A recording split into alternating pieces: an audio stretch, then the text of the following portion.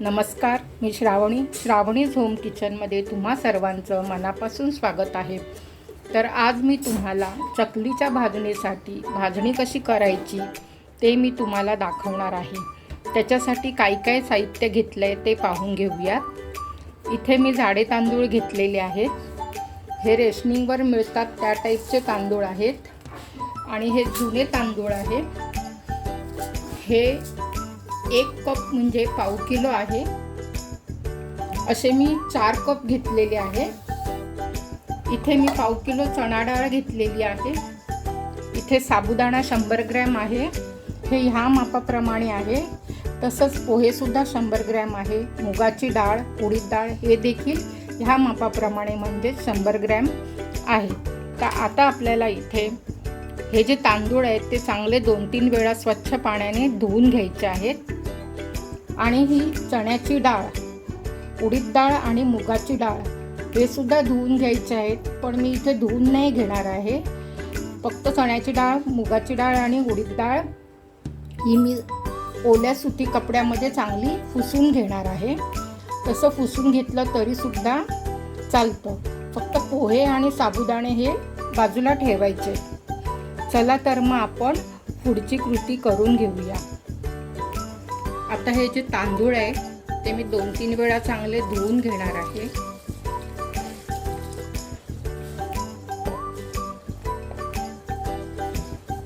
दोन 3 वेळा धुवून ते निथळ ठेवणार आहे।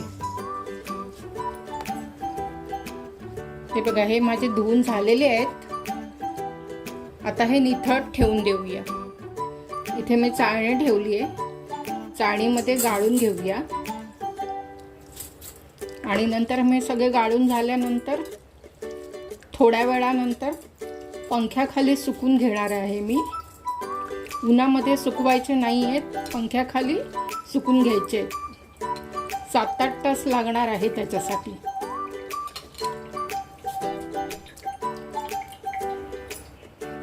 हे बघा, आता हे निथळत ठेवायला दिलेत मी। 7-8 तासानंतर मग आपण भाजायला घ्यायचे। तोपर्यंत आता आपण ही डाळ पुसून घेऊया। आता आपण डाळी पुसून घेऊया। हा ओला कपडा घेतलाय मी।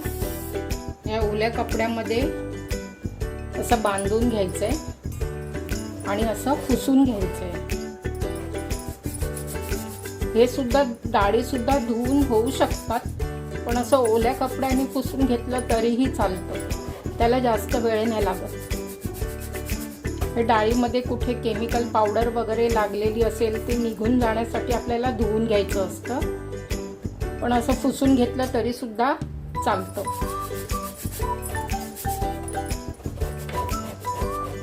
आता हे पुसून घेतल्यानंतर हे सुद्धा पंख्याखाली सुकून घ्यायचे आहेत आपल्याला। आता मुगाची डाळ घेऊया।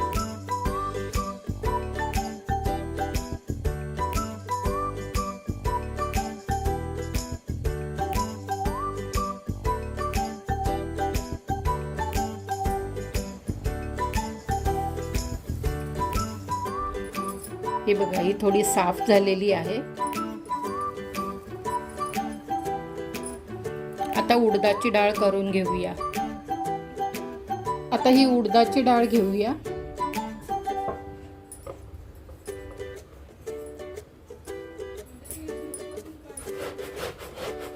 उडदाच्या डाळीला जरा पावडर जास्त आहे। कधी कधी आपण जास्त दिवस ठेवलेली असेल तरी सुद्धा त्याला पावडर जास्त होते।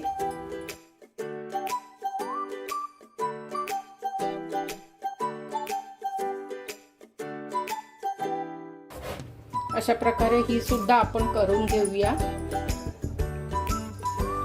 हे बघा, ही उडीद डाळ सुद्धा झालेली आहे। मगाशी मी कोरड्या कपड्यावरती पुसून घेतली होती आधी, तेव्हा भरपूर पांढरं लागत होता हाताला। आता मी हे ओल्या कपड्यांवर पुसून घेतल्यावर हे सगळं निघून गेली आहे पावडर। हे अशा पद्धतीने केल्यामुळे आपण जेव्हा चकली करताना फ्राय करतो त्यावेळेला त्याची पावडर बाहेर निघत नाही। ही एक टीप आहे तुमच्यासाठी। आता ही डाळ आहे ती मी सुती कपड्यावर वाळवत ठेवली आहे. तांदूळ निथळून झाले की तांदूळ सुद्धा असेच कॉटनच्या कपड्यावरती वाळवत ठेवायचे आहेत. आता हे जे तांदूळ आहेत ते सुद्धा मी आता वाळवून घेणार आहे. हे निथळून ठेवलेले तांदूळ आहे. आता मी हे वाळून चांगले कोरडे करून घेणार आहे. नंतर मग ते आपण भाजायला घ्यायचे. हे बघा, हे डाळी आणि तांदूळ सगळे सुकून झालेलं आहे. आता आपण त्याची भाजणी करून घेऊया. पहिल्यांदा मी ही चण्याची डाळ घेते. इथे मी भांड गरम करत ठेवलं आहे. हे कमी गॅसवरती मी गरम केलेलं आहे. आता ही डाळ त्याच्यामध्ये टाकून घेऊया. आता ही डाळ टाकल्यानंतर सतत आपल्याला हलवत राहायचं आहे. डाळ जास्त लालसर भाजायची नाहीये, ती फक्त जरा अर्धवटच भाजायची आहे.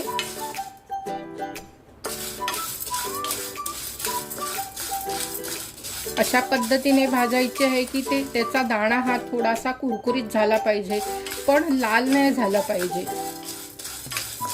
ही आता ही डाळ आपण अशी भाजून घेऊया. हे बघा, तुम्ही बघू शकता मला 5 मिनिटं झालेली आहे. अजून डाळ पूर्णपणे भाजलेली नाहीये.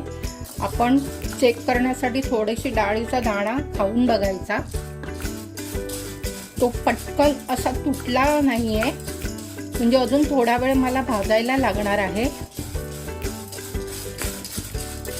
आपण दाताखाली चावल्यानंतर त्याची पटकन असा तो दाणा तुटला पाहिजे आणि खाल्ल्यानंतर एक आपल्याला चव कळली पाहिजे की हा भाजलाय म्हणून. असं कच्चं कच्चं लागलं की समजायचं की ते डाळ भाजलेली नाहीये.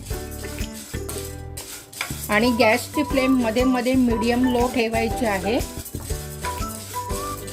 आणि हे सतत हलवत राहिल्याने चारी बाजूला सगळीकडून डाळ पूर्णपणे भाजली जाते. शक्यतो कढई किंवा जे काही भांड तुम्ही घ्याल फ्राय करायला ते शक्यतो जाड बुडाचंच घ्यावं. पातळ भांड घेतलं तर टाकल्यानंतर पटकन करपायची शक्यता असते. आता हे मी अजून 2-3 मिनिटं भाजून घेते, मग माझी डाळ पूर्णपणे भाजून होईल. हे बघा, 2-3 मिनिटं झालेली आहे आणि आता वास पण यायला लागलाय डाळ भाजल्याचा.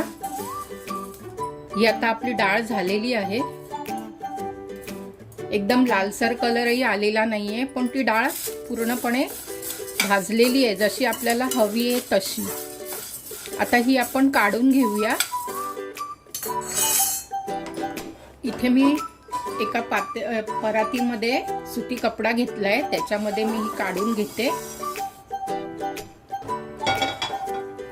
तर फ्राय झाल्यानंतर कुठे असा मॉइश्चर वगैरे पडतो म्हणून मी इथे सुती कपडा घेतला आहे. आता उडीद डाळ भाजून घेऊया.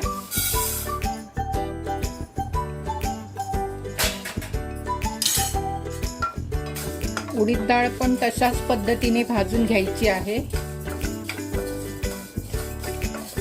उडीद डाळला जास्त वेळ लागणार नाही, ती पटकन होऊन जाणार. ती सुद्धा ह्याच पद्धतीने भाजून घ्यायची आहे. थोडा सुगंध यायला लागला की समजायचं की आपली डाळ चांगली फ्राय झालेली आहे. तरी सुद्धा दातावर चेक करून बघायचं की आपली डाळ पूर्णपणे फ्राय झालेली आहे की नाही. दाताखाली कच्ची नाही लागली पाहिजे, ती खाताना कळली पाहिजे की फ्राय झालेली आहे. जास्त पण डाळ भाजली तर मग चकली करताना ती कडक होऊ शकते. आता आपण मुगाची डाळ करून घेऊया.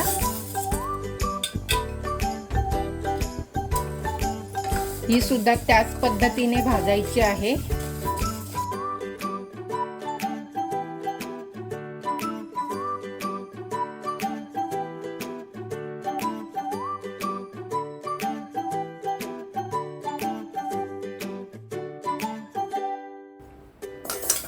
हे बघा, ही जरा आता फुलली आहे डाळ, म्हणजे ही आपली डाळ झालेली आहे आणि कलरही लाल झालेला नाही आहे. आता ही आपण काढून घेऊया.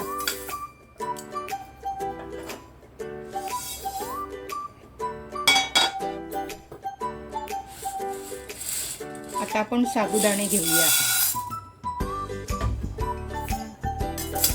साबुदाणे पण त्याच पद्धतीने आपल्याला भाजायचे आहे.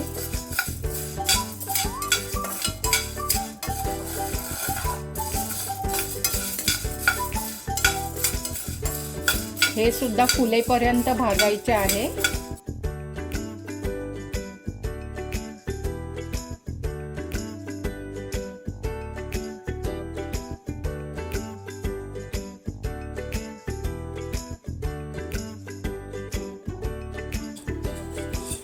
आता पोहे भाजून घेऊया.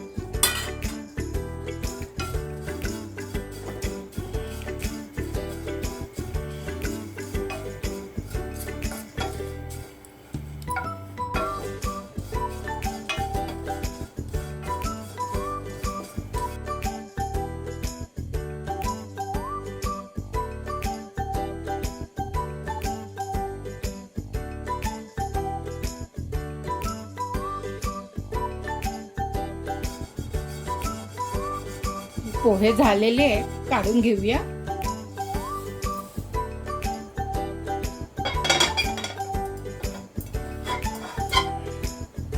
आता आपण तांदूळ भाजून घेऊया. तांदूळ थोडे थोडे घेते. चारी बाजूला चांगले फ्राय झाले पाहिजे.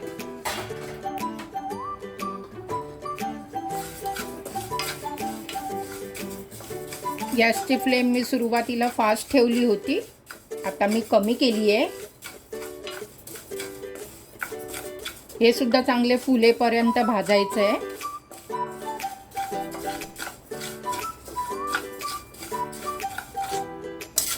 हे बघा, ही शेवटची बॅच तयार झालेली आहे. मी सगळे तांदूळ भाजून घेतलेले आहे. आता मी काढून घेते. गॅस बंद करते.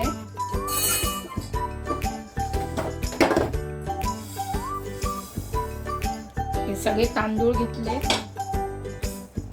हे भाजलेले तांदूळ सगळे मिक्स करून घ्यायचे.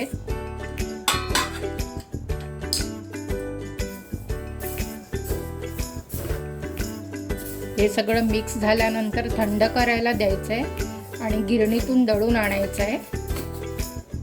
हे बघा, हे सगळं व्यवस्थित भाजलेलं आहे. साबुदाणा सुद्धा चांगला फुललेला आहे. पोहे सुद्धा चांगले झालेले आहेत. ही भाजणी तयार झालेली आहे. आणि हे दळायला देताना शक्यतो तुम्ही गिरणीमध्ये देत असाल तर तिथे जातीने लक्ष द्या आणि उभं राहून दळून घ्या. चक्की साफ करून घ्यायला सांगा. आणि घरघंटीवर दिलं तरी सुद्धा तुम्ही तिकडे सुद्धा उभं राहून करून घ्या, कारण ह्याच्यामध्ये कच्चं पीठ कुठे मिक्स झालं तरी सुद्धा चकली बिघडू शकते. आता हे तांदूळ भाजायला मला अर्ध्या तासाच्या वर लागले आणि बाकीचे जिन्नस भाजायला सुद्धा अर्ध्या तासाच्या वर लागले. टोटल मला 1 ते सव्वा तास लागला. मी हे काल तांदूळ धुतले होते आणि आज सुकून झाल्यानंतर भाजणी करायला घेतली.